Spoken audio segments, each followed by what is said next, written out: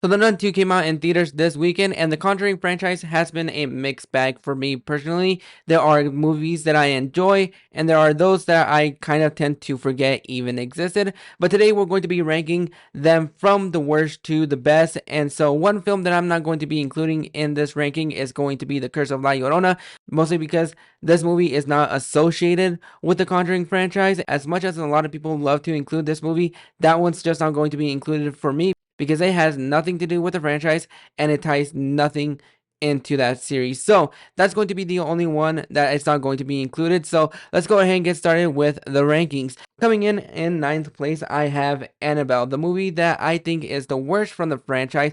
I was really excited for this movie because when we got introduced to this doll in The Conjuring, the things you can do with this stupid Raggedy Ann doll are endless. And the way that they made this doll look, it looked creepy, it looked effective, it looked like it was going to be holding on for an entire film. However, this movie is just a cliched mess that really didn't do anything for me personally. The plot for this movie was absolutely boring. I was bored from beginning to end. There are a couple of moments that got me here and there. Aside from the opening and one scene involving the priest, it really is just a forgettable movie for me. A movie that I really don't acknowledge. And I did buy this movie on DVD just because I felt bad. This movie should have been scary, especially when you have this doll that's based on a Raggedy Ann doll. You had the elements there. However, coming from The Conjuring over to Annabelle, this movie was just a huge disappointment in the Conjuring franchise. Coming in at number 7, I have The Nun, another disappointing film in the franchise. When you had this character introduced in The Conjuring 2, the way James Wan executed this character in The Conjuring 2 was perfect. It creeped me out, and so I was really looking forward to this movie. And just like Annabelle, I came out disappointed. Aside from the first 5 minutes of this movie, which I know a lot of people really didn't like, I didn't think the first 5 minutes of this movie were all too bad. I really liked the way the movie was set up, the atmosphere was there, the way the nun appeared. You had the makings of a fun movie, and it went into the same well that Annabelle did, where it was just a bunch of cliche jump scares that really didn't amount to anything. I really liked the performances from Taissa Farmiga and Damien Bashir. I think they held the movie together. The Nun is somebody that is there to kill people, and it kills absolutely nobody. It was boring from after the first 5 minutes up until the ending. I thought the way it tied into the first film was somewhat clever, but there was really nothing for me to get attached to. There was nothing that really scared me, and I really wanted this movie to give me a lot of PTSD when I closed my eyes because I really wanted to see the nun when I closed my eyes, and instead, I just got nothing out of this film. Coming in at number 6, I have The Conjuring 3. Now, this movie is a little bit better than I was expecting it to be, mostly because you have Michael Chavez, who directed The Curse of La Llorona, and I really absolutely hated that movie. I thought it was just awful. And so when I heard that he was going to be attached to this movie, I just was not interested. However, I think this was a big improvement over The Curse of La Llorona. I think what they were doing with this movie, taking it into a different way, I thought worked. There were a lot of great, effective, creepy moments. The story overall was a little bit weak for me personally. I really was not able to get attached to anything. Patrick Wilson and Vera Farmiga do a good job of holding this film together, and there are some performances here that really are decent enough. However, I was just not able to get into the story as much as I really wanted to. I do appreciate that it went in a different direction and they were trying something new. However, for me personally, it was just one of those films that is almost forgettable, but at the same time, it did it just enough for me not to get bored. Coming in at number 5, I have The Nun 2, another movie that I had no interest in, mostly because you had Michael Chavez coming into this film, and while I was a little bit more optimistic that this movie would at least be decent because I really enjoyed what he did with The Conjuring 3, but it still had that sync from The Curse of La Llorona. Plus, you also had The Nun, a movie that I just thought was absolutely boring and I had no fun with that movie. I was pleasantly surprised how much a little bit more fun I had with this movie. What Michael Chavez was able to do with this movie was give us those cliche jump scares that we see in so many of these movies, especially in The Nun 2 and Annabelle, but he was able to take some creative liberties, and I really like the direction that he took this movie. Taissa Farmiga definitely holds this movie together, and I kind of wish I had more of her and Storm Reed because I really like the interaction between these two. But you also have another side story where you have Frenchie, who is now the attendee at a boarding school, and his relationship with one of the teachers and her daughter. And I was far less interested in that side of the story. I was a little bit more interested in the story with Taissa Farmiga and Storm Reed. I kind of wish they leaned more on that side than they did with the Frenchie side. Plus, there were a couple of scares that actually got me, and really creative one as well, especially the one that we see in the trailer with the magazines. This was a better movie than The Nun. However, I was just more interested in one story than I was in the other, and I kind of wish we kind of developed that side of the story a little bit better and stayed away from the other story to a certain degree. But I still came out of that film really surprised. There were a lot of great effective jump scares that really effectively got me, and the set design was great. It was just one of those things where I enjoyed it, but it's not one that I'm going to be rewatching anytime soon. Coming in at number 4, I have Annabelle Comes Home. Talk about a movie that absolutely surprised the living hell out of me. You had Patrick Wilson and Vera Farmiga coming back into the franchise with Annabelle Comes Home, and that was where this movie kind of worried me a little bit, because even though you had the Warrens, you also have their daughter who was recasted for this one for some strange reason, probably some scheduling conflicts.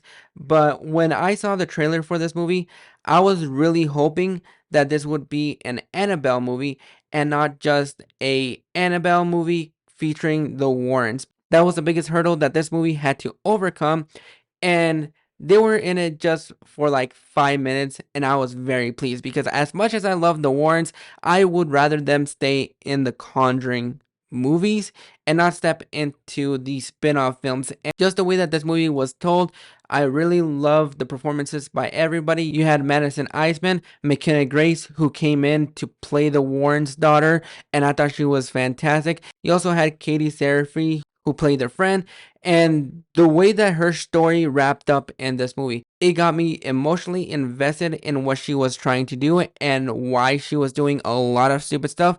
It still fell into those cliched moments, but I will give this movie props. Even though I was really worried that you had the Warrens in there and you had Gary Duberman, who wrote the first It movie, plus he also wrote both of the Annabelle movies, so you had more positive than negatives in there. I never saw Wolves at the Door, and I think he pulled it off very well. I think I am in the minority that enjoys this a little bit more than a lot of people, but that's just me. Coming in at number 3, I have Annabelle Creation, a movie that I was very excited to check out, mostly because you had David F. Sandberg, who directed this movie, and he was just coming off hot off the heels from Lights Out. There were a lot of great ingredients here for a fun movie, and I think he executed it very well. He brought in a somewhat new, fresh taking, seeing the origins of Annabelle, how this doll became possessed and became creepy. The way that this movie tied in into the first Annabelle flowed and worked very well. There were a lot of great jump scares here and there, but it didn't rely too much on them, and just the cinematography for this movie worked very well. You also had a very compelling story that I really enjoyed, and there were a lot of great creepy moments that really got me on board, and even the way that this movie starts off. David F. Sandberg made a creepy haunted house movie, and that is everything that I wanted the first Annabelle to be. Coming in at number 2, this might be a controversial one or a hot take one, but I have the film that started it all. The Conjuring, the movie that really surprised me in the summer of 2013. I really love this movie. What James Wan does in this movie by giving us a really nice, compelling story, but also adding some horror elements here and there. In 2013, James Wan had 2 films come out, and he knocked both of them out. He did this one, and then he did Insidious Chapter 2. Both movies that I really absolutely enjoy to one degree or another, and he absolutely crushed it. There were a lot of great moments that really stuck to me when I left the theater. There were a lot of moments that made me jump out of my seat, and when it came down to that point in my life, it was really hard for me to get scared at just almost anything. But I was going to almost every single horror film. We had Evil Dead come out that year, skipped out on Texas Chainsaw 3D. But when it came down to The Conjuring, this movie solidified James Wan as one of my favorite horror directors, because the way that he infused horror and jump scares, he is one of the few people that know how to do jump scares and do them right, because he doesn't fall into the trap where you make them cheap. He doesn't fall into the trap where it's just a loud bang or false scares. And that is what made this movie work. It worked on all fronts. There were a lot of creepy images that really got me. And just the way that this movie unraveled, where you have a family member that move into a new house, and instead of leaving, they just stay there and call paranormal investigators. Because if you hear something bumping in the night, I'm pretty sure you don't want to live there. But this movie is starring white people, and white people just don't know when to leave a house. But coming in at number one, I have The Conjuring 2. I really enjoyed this movie a lot more than the first film. I was late to the party to this movie. I did not get a chance to check it out in theaters. I had to wait until it came out on DVD. And while I don't think it's as scary at home, there were a lot of great moments in this movie that were still very effective, and it still got me. A little bit long because it felt like it was going on for 3 hours, but I still came out enjoying this movie. This movie gave us The Nun. It gave us The Crooked Man, a movie that I am still waiting to see. And I think I enjoyed the story in this movie a little bit more. You have this girl that is possessed by this supernatural spirit, and her mom is trying to figure out what's actually going on.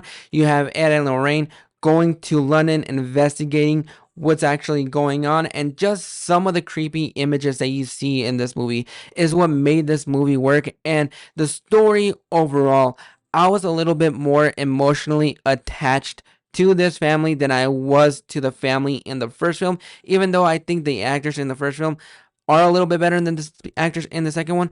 But the story overall, I was really more invested. James Wan knows how to make scenes very effective, very scary, especially when you have that 4-minute scene with the nun. It was just a scene with a lot of PTSD, a lot of nervousness. You had no idea what was going on. Vera Farmiga and Patrick Wilson nail it as Lorraine and Ed. And just the way that the story is told, where you don't know if this girl is actually doing it herself just so she can trick her mom into moving. And it's just one of those films that I hold near and dear to my heart that I really enjoy. But that is my ranking of the Conjuring franchise. What is your ranking? Go ahead and let me know down in the comments. What is your favorite? What is your least favorite? And what might be your unpopular opinion on this franchise? Go ahead and drop your thoughts in the comments below, and I'll catch you guys soon.